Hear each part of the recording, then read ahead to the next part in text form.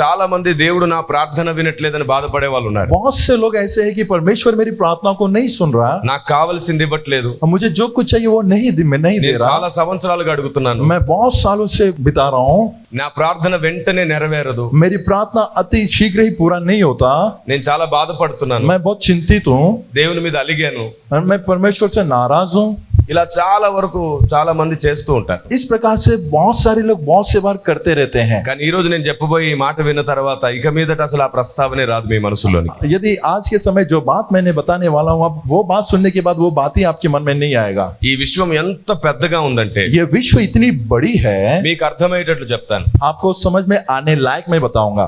ఆవాలు ఉంటుంది కదా, राई होती है ना, అలాంటి ఆవాలు उस प्रकार के राई 100 టన్స్ 100 टन यानी 1000 किलो या 100 10,000. టన్నుల ఆవాలు మీరు నాకు ఇస్తే, यदि 100 टन के राई यदि आप मुझे देते हो, అందులోంచి ఒక్క ఆవాలు తీసుకొని उसमें से एक राई का दाना लेकर దాని మీద నేను భూమి అని రాస్తాను. उस पर मैं लिखूंगा धरती. తర్వాత ఆ ఆవాల్ని ఆ 100 టన్నుల ఆవాల్లోకి వేసేస్తాను. उस प्रकार मैं क्या करूंगा, उस राई को लेकर मैं उस 100 टन के राइयों में डाल दूंगा. దాన్ని ఈ చర్చ్ మొత్తంని క్లోజ్ చేసేసి उसको मैं क्या करूंगा, ये चर्च के सारे दरवाजे सब बंद कर ఆ 100 టన్నుల ఆవాలు ఇక్కడ విడిచిపెట్టేస్తాను. और मैं वो 100 टन के राइयों को यहाँ पर छोड़ दूंगा, అప్పుడు నేను మిమ్మల్ని కూడా విడిచిపెడతాను. और मैं भी आपको छोड़ दूंगा. ఆ భూమి అనే ఆవగింజ ఎక్కడుందో తీసుకురమ్మని. तब आपको क्या करना है, जिस राई पे मैंने धरती लिखी है उसे ढूंढ कर लाना है. తేగలరా? क्या आप करोगे? సాధ్యమా? हो सकता है. 100 టన్నుల ఆవాల్లో నుండి ఆ ఒక్క ఆవాల్ని తేగలరా? 100 टन के राइयों में से क्या वो जो राई पे मैंने धरती लिखी क्या आप लाकर दे पाओगे? ఈ సమస్త విశ్వములో కూడా భూమిని వెతక మిమ్మల్ని పంపిస్తే మీరు వెతకలేరు. इस सारी सृष्टि में भी संतरिक्ष के पीछे जो बात भेजते हैं उसे आप नहीं पकड़ पाओगे. ఎందుకంటే 100 టన్నుల ఆవాల్లో మన భూమి అని రాసిన ఆవగింజ ఎంత చిన్నదో, उस 100 टन के राइयों में धरती जिस पर लिखी वो राई जितनी छोटी है, ఈ విశ్వంలో భూమి కూడా అంతే చిన్నది. इस विश्व में भूमि भी धरती भी उतनी ही छोटी है. భూమియే ఆవగింజ అయితే यदि आप मान लीजिए वो धरती ही राई हो, నీ సైజ్ ఎంత? अभी आपकी साइज बताइए. భూమి మీద నీ సైజ్ ఎంత? इस धरती पर आपकी साइज बताइए. आप ధూళి కణము కంటే కూడా చిన్నది. धूल के कण से भी छोटा है. ధూళి కంటే చిన్నగా ఉండి ఆయన మీద అలుగుతావా నువ్వు? आप धूल के कण से छोटे हो और परमेश्वर पर नाराज हो. నా ప్రార్థన వినట్లేదు అంటావా? अब आप कहते हो कि मेरी प्रार्थना को नहीं सुनते. ఆయన ఉఫ్ అన్నాడంటే భూమి ఎగిరిపోతుంది. उसने हुप करके बोल दिया तो पूरी धरती उड़ जाती है. ఈ సమస్త విశ్వము ఆయన్ని పట్టజాలనంత గొప్పవాడు ఆయన. इस सारी सृष्टि में समा नहीं पाओगे, इतना महान परमेश्वर है. కానీ నీ హృదయంలో ఉండాలనుకుంటున్నాడు ఆయన. परंतु वो आपके हृदय में आपके मन में దేవునికి रहना మహిమ चाहता है. కలుగును గాక. परमेश्वर की Amen. महिमा Praise हो. the Lord. हालेलुया. ధూళి కంటే చిన్నగా ఉన్న నీ లోపటికి రావాలనుకుంటున్నాడు ఆయన. छोटे हो आप में आना चाहता है वो. అసలు ఒక మాట చెప్తాను, मैं एक बात को बताऊंगा. నువ్వు ఆయన నమ్మకపోతే ఆయనకు నష్టమా? यदि आप उस पर विश्वास ना करो तो क्या नुकसान उसका है? నష్టం ఆయనకి? क्या परमेश्वर का नुकसान है? ఆయనకి ఎలాంటి నష్టం లేదు. परमेश्वर को किसी बात की नुकसान ఈ नहीं है. సమస్త విశ్వం ఆయన నమ్ముతుంది. ये सारी सृष्टि उस पर विश्वास करती ఈ है. చిన్న ఆవగింజ ఈ భూమి నమ్మకపోతే ఆయనకి ఏం నష్టం లేదు. ये छोटी सी राई का दाना जो धरती यदि विश्वास ना करे कोई फर्क ना पड़ेगा. కానీ ఆయన నీకు విలువిస్తున్నాడు. तो भी वो आपको एक वैल्यू दे रहा है. బైబిల్ చెబుతుంది, बाइबल कहती है మనుషుణ్ణి జ్ఞాపకం చేసుకున్నటకు వాడు ఏ పాటి వాడు? क्या मनुष्य क्या है कि परमेश्वर उसे स्मरण करे. అయ్యా నీవు మమ్మల్ని జ్ఞాపకం చేసుకోవడానికి మేము ఏ పాటి వాళ్ళం? हे पिता तू हमें स्मरण करे, हम क्या है? మనం ఆయన్ని బలవంతంగా అడగడానికి అసలు యోగ్యత లేదు మనకి. हमें जबरदस्ती से मांग नहीं सकते, उस प्रकार की हमें योग्यता नहीं है हमारे पास. అయినా సరే దేవుడు మనకు అధికారం ఇచ్చాడు. फिर भी परमेश्वर ने हमें अपना अधिकार दिया है. ఏమిటో తెలుసా అధికారం? वो क्या अधिकार है मालूम है? ఆయన కుమారులుగా కుమార్తెలుగా మార్చేసుకున్నాడు कि మనల్ని. पुत्र और पुत्रियां होने का अधिकार दिया है. Hallelujah. Amen. Praise the lord. Praise the lord. ఒక తండ్రి ఆఫీస్ కి వెళ్తున్నాడు. एक पिता ऑफिस को जा रहे थे. పిల్లోడు చాలా చిన్న పిల్లవాడు. बच्चा जो है बहुत छोटा है. వాడు బుడి బుడి అడుగులు వేసుకుంటూ వచ్చి నాన్నగారిని గట్టిగా పట్టుకున్నాడు वो కాలు. थोड़ा थोड़ा लुढ़कते लुढ़कते चलता है हुआ, उसने आकर पिता के पैर को पकड़ लिया. నేను నిన్ను వెళ్ళనివ్వను, मैं आपको जाने नहीं दूंगा, నాతో ఉండు అని చెప్తున్నాడు. आज मेरे साथ रहे. ఇప్పుడు నాన్న బలవంతుడా చిన్న పిల్లోడు బలవంతుడా? अब यहाँ मुझे बताया कि अब पिता बलवान है या पुत्र ఏం बलवान है। చేయొచ్చు తండ్రి చేయాలనుకుంటే यदि आप सोचिए अगर पिता करना चाहा कुछ, తీసి గోడ విసిరేయచ్చు. वैसे उठा के दीवार को फेंक के मार सकता है, చేయగలడా లేదా? कर सकता है कि नहीं, బలం ఉందా లేదా? उसके पास ताकत है या नहीं। కానీ ఈ చిన్న పిల్లవాడి ముందు ఆ బలం ఏది పనిచేయదు. फिर भी उस छोटे बच्चे के सामने वो ताकत कुछ नहीं कर सकता। వీడికి ఎంత టైం అవుతున్నా సరే इसको कितना भी समय क्यों ना हो, బ్యాగ్ పక్కన పెట్టి वो बैग को साइड में रखेगा, ఇంకోసారి వీడిని ఎత్తుకొని फिर एक बार इसको उठा लेगा, వీడిని రిక్వెస్ట్ చేస్తాడు, నేను సాయంకాలం త్వరగా వస్తాను, उसे मना लेगा, मैं शाम को जल्दी నన్ను आऊंगा, వెళ్ళనివ్వు, मुझे जाने दे, దయచేసి నన్ను వెళ్ళనివ్వు, कृपया मुझे जाने दे, ప్లీజ్ ప్లీజ్ प्लीज నన్ను प्लीज వెళ్ళనివ్వు. Please please. అడుగుతాడా అడగడా? इस प्रकार से पूछेगा कि नहीं। కావాలనుకుంటే తీసి పక్కన పడేసి వెళ్ళిపోవచ్చు కదా. वो चाह तो उसे बाजू में रखकर जा सकता है। దేవుడు కూడా అంతే. परमेश्वर भी ఆయన वैसे। అనుకుంటే ఈ సమస్త భూమిని ఇలా కొట్టేస్తాడు అంతే. वो चाह तो इस भूमि को इस तरह से मार सकता हो ऐसे, చాలా సింపుల్ గా ఆయన ఇలా కొట్టేస్తాడు, बहुत ही భూమి మొత్తం साधारण లయమైపోతుంది. बहुत ही साधारण रीति से यूं मार सकता है वो, కానీ అలా చేయట్లేదు. परंतु उस तरह नहीं कर रहा है वो। నీకు విశ్వాసం లేనప్పుడు తోడు ఉంటున్నాడు, जब आप में विश्वास नहीं था तब भी वो आपके साथ में है, నీకు విశ్వాసం కలిగిస్తున్నాడు, आपको विश्वास दिला रहा है, నిన్ను పరీక్షించినప్పుడు తోడు ఉంటున్నాడు, आपकी जो परीक्षा में उस समय वो आपका साथ నువ్వేం है, మాట్లాడాలో నేర్పిస్తున్నాడు, आपको क्या बातें करना है वो सिखा रहा है, నిన్ను ఖచ్చితంగా ఒక రోజు సింహాసనం ఎక్కించాలనుకుంటున్నాడు. वो कच्चित रूप से आपको एक दिन सिंहासन पर बिठाना चाहता है। ఆయన దగ్గరికి వెళ్ళడానికి నీకు యోగ్యతే లేదు, आपको उनके पास जाने की कोई योग्यता नहीं है, కానీ ఇప్పుడు నిన్ను ఆయన ఒళ్ళో కూర్చుండబెట్టుకుంటున్నాడు. तो भी वो अपने गोदी में बिठाना चाहता है। ఇంత గొప్ప అవకాశాన్ని మనం పోగొట్టుకోకూడదు. इतनी बड़े सो अवसर को हम ना खोते हुए, మనం అడిగినవి ఏవి నెరవేరకపోయినా పర్వాలేదు, हम जो कुछ भी मानते वो पूरा ना हो तो ఆయన भी మనకు కావాలి. वो हमें चाहिए। నేను ఒక్క ప్రశ్న మిమ్మల్ని అడగబోతున్నాను, एक प्रश्न मैं आपसे करने जा रहा మీరు हूँ, చెప్పండి, आप बताएं, దేవుడు ఇచ్చేవి కావాలా దేవుడే కావాలా? परमेश्वर देने वाले चाहिए या परमेश्वर ही चाहिए? ఇంకొకసారి ఆలోచించుకొని జవాబు చెప్పండి. और एक बार सोचकर मुझे जवाब दो। ఇంకొక సెకండ్ టైం ఇస్తా. और एक सेकंड दूंगा मैं आपको। ఒక సెకండ్ లో ఏం ఆలోచిస్తావు? अरे एक सेकंड में आप क्या सोचोगे? అసలు ఆలోచించనక్కరు లేకుండా జవాబు ఇవ్వాలి కాబట్టి సెకండ్ ఇస్తాను. उस प्रकार से आपको तुरंत जवाब देना है करके मैं एक सेकंड दे रहा हूँ। దేవుడు కావాలా దేవుడు ఇచ్చేవే కావాలా? क्या परमेश्वर चाहिए या परमेश्वर जो देने वाला है वो चाहिए?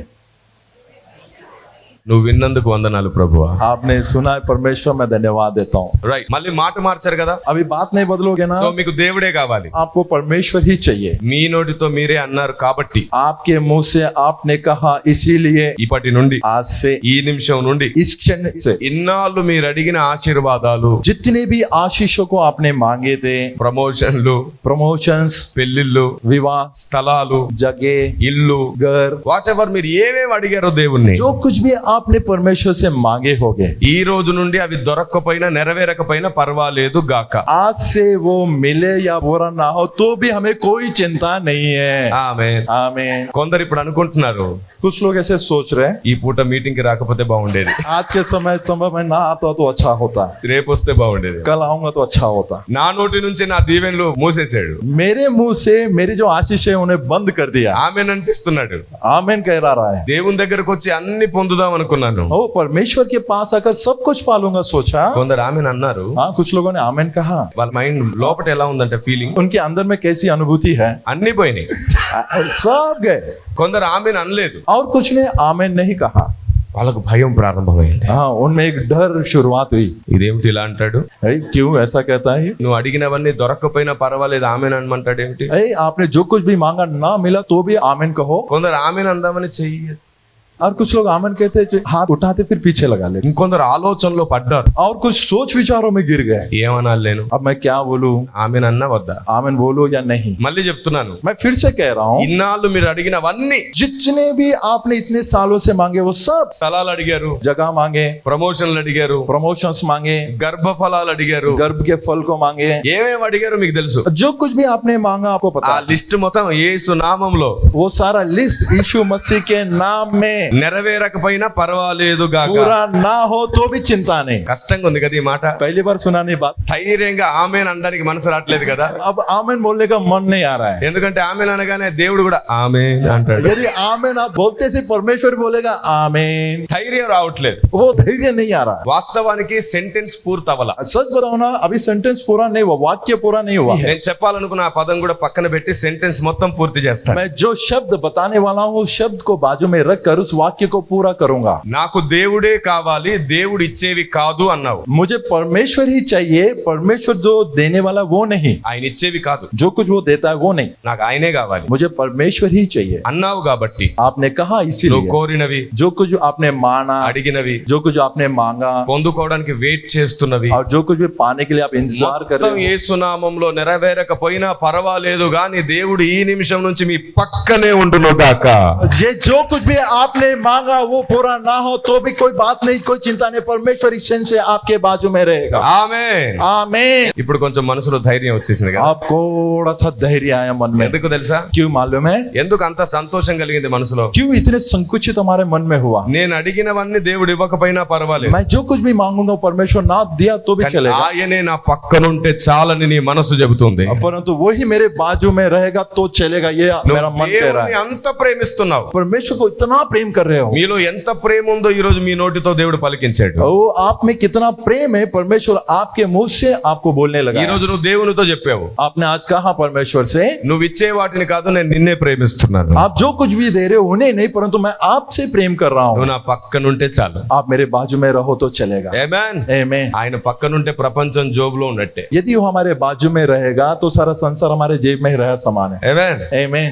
ఆయన పక్కనుంటే చాలు అన్ని జరిగిపోతాయి. वो यदि हमारे बाजू में रहेगा तो सारी बातें पूरे हो जाते हैं। దేవుని చిత్తము నెరవేరడం కొరకు परमेश्वर की इच्छा पूरी होने के लिए మన ఇష్టాలను కూడా పక్కన పెట్టగలిగిన వ్యక్తి నిజమైన ప్రేమికుడు. हमारी इच्छाओं को बाजू में रखने वाला ही सच्चा प्रेमी है। దేవుని నిజంగా ప్రేమిస్తున్నాడు. सच में परमेश्वर से प्रेम कर रहा దేవుడు है। ఏం చేస్తాడో తెలుసా? परमेश्वर क्या करता है मालूम నా है? ఇష్టం కోసం వాడి సొంత ఇష్టం పక్కన పెట్టాడు. मेरी इच्छाओं के लिए उसने अपनी खुद की इच्छाएं बाजू में रख दी। ఆ సొంత ఇష్టాన్ని దేవుడు అందంగా ఆయన చిత్తానుసారంగా అలంకరించి నీకు ఇచ్చేస్తాడు. మళ్ళీ वो सारे खुद की इच्छाओं को परमेश्वर एक सुंदर रीति से उसे बनाकर आपको दे देगा, తిరిగి ఇచ్చేస్తాడు. फिर लौटा कर देगा। ఆయన కొరకు నువ్వు ఏది పోగొట్టుకున్నా 100 టైమ్స్ ఇచ్చేస్తాడు తిరిగి. उसके लिए आपने जो कुछ भी खोए होगे 100 गुना लौटा देगा। ఆమేన్. आमीन। పిల్లలకు నేర్పించండి, बच्चों को सिखाएं, आप మీరు నేర్చుకోండి.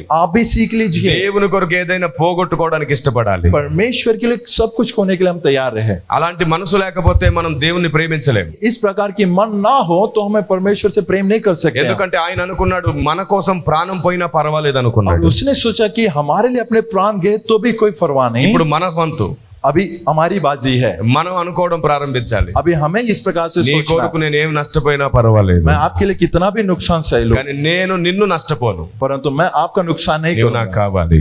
मुझे आप चाहिए। ఆమేన్. आमीन। ఇలాంటి మనసున్న వ్యక్తుల కోసం దేవుడు పరలోకాన్ని సిద్ధపరుస్తున్నాడు. ऐसे मन जिनके पास है उन्हें परमेश्वर स्वर्ग राज के लिए तैयार कर रहा है। నేను మీకు ఒక రహస్యం आपको చెప్పాలనుకుంటున్నాను. एक सीक्रेट बताना चाहता हूँ। పరలోకంలో యేసు ప్రభు ఇప్పటి వరకు ఆయన సింహాసనంలో కూర్చోలేదు. स्वर्ग में प्रभु यीशु मसीह अब तक के उसके सिंहासन पर नहीं बैठा, ఆయనకి ఇవ్వబడ్డ సింహాసనంలో ఆయన కూర్చోలేదు. उसको जो सिंहासन दी गई है उस पर नहीं बैठा है वो। ఇప్పుడు మీకు డౌట్ రావాలి, अभी आपको एक शंका आनी चाहिए। పరలోకంలో తండ్రి పక్కన కూర్చొని విజ్ఞాపన చేస్తున్నాడు కదా, परमेश्वर स्वर्ग में पिता के बाजू में बैठकर विनतियां कर रहा है ना, అది ఆయన సింహాసనమే కదా? उसका ही सिंहासन है? లేదు లేదు, नहीं, యేసు ప్రభు తన సింహాసనంలో ఇంకా కూర్చోలేదు. यीशु मसीहा अपने सिंहासन पर अभी तक नहीं बैठा, కూర్చోడు. अभी बैठेगा भी नहीं। ఎందుకో తెలుసా? क्यों मालूम है? ఆ సింహాసనం నీకు ఇవ్వబోతున్నాడు. वो सिंहासन आपको देने वाला है। ఈ మాట బైబిల్ నేరుగా చెబుతుంది. इस बात को बाइबल स्पष्ट रीति से बता रहा ప్రకటన గ్రంథం 3:21. है। प्रकाशित वाक्य 3:20, చూడండి ఇక్కడ ఏమని రాయబడిందో. यहाँ पर क्या लिखा हुआ देखिए, ఆయన తండ్రి సింహాసనంలో కూర్చున్నాడంట. उसने पिता के सिंहासन पर बैठा हुआ ఆయన సింహాసనంలో మనల్ని కూర్చుండబెడతాడంట. और उसके सिंहासन पर हमें बिठाएगा। Praise the lord. Praise the lord. ఇప్పుడు చెప్పండి, యేసు ప్రభు ఆయన సింహాసనంలో ఉన్నాడా? अब आप मुझे बताइए कि परमेश्वर प्रभु यीशु मसीह उसके सिंहासन पर बैठे हैं తండ్రి సింహాసనంలో ఉన్నాడా? या पिता के सिंहासन पर बैठा है? తండ్రి సింహాసనంలో కూర్చున్నాడు. पिता के सिंहासन पर बैठा हुआ है। అలాగే జయించేవాడిని ఆయన సింహాసనంలో కూర్చుండబెట్టుకుంటాడు. जो कोई उस प्रकार से जय पाएगा उसके सिंहासन पर बिठाएगा। మనసును జయించాలి, मनो को जय पाना ఈ है, मनो पे, శరీరాన్ని జయించాలి, इस शरीर पर जय पाना ఈ है, లోక బంధాలను జయించాలి, इस संसार के बंधनों पर जय पाना ప్రతి है, శ్రమను జయించాలి, हर प्रकार की कष्टों पर जय ప్రతి पाना है, శోధన జయించాలి. हर प्रकार की परीक्षाओं पर जय पाना है। అప్పుడు మనం ఆ సింహాసనాన్ని పొందగలుగుతాం. तब जाकर उस सिंहासन को पा सकते हैं हम। ఇది దేవుడు మనకిస్తున్న వాగ్దానం. ये परमेश्वर जो हमें दिया हुआ बादशाह है। కాబట్టి యేసు ప్రభు ప్రస్తుతం ఆయన సింహాసనం మీద లేడు. परंतु प्रभु यीशु मसीह अभी अपने सिंहासन पर नहीं बैठा ఆ है। సింహాసనం నీ కోసమే ఖాళీగా ఉంది. वो सिंहासन आपके लिए खाली जाली रखा हुआ है। ఇక నువ్వు జయించడం అనేది ప్రారంభించాలి. अभी यहाँ से जय पाना आपको शुरू करना है। ఆ జయం పొందడానికే దేవుని కొరకు నష్టపరుచుకునే ఇష్టాన్ని మీలో నాటుతున్నాను నేను. उस जय को पाने के लिए नष्ट करने वाली इच्छाओं को मैं आप में रोप रहा हूँ। దేవుని కొరకు నష్టపోవడానికి ఇష్టపడేవాడు గెలుస్తాడు. परमेश्वर के लिए नष्ट सहने वाला व्यक्ति जीतेगा, ఎందుకంటే అతని యుద్ధాన్ని అతను కాదు దేవుడు చేస్తాడు. उसके युद्ध को वो नहीं परंतु परमेश्वर लड़ेगा। మన యుద్ధం మనం చేస్తే ఓడిపోతాం, हाँ, यदि हमारी लड़ाई को हम लड़े तो हम हार जाते हैं। కానీ మన యుద్ధం ఆయన చేస్తే ఖచ్చితంగా यदि గెలుస్తాడు. हमारी लड़ाई को यदि वो लड़ेगा तो निश्चित रूप से हम जीतेंगे। కాబట్టి దేవుడు మన పక్షాన యుద్ధం చేయును గాక. यदि परमेश्वर हमारे पक्ष में ही लड़ेगा, దేవునికి మహిమ కలుగును గాక. परमेश्वर की महिमा हो।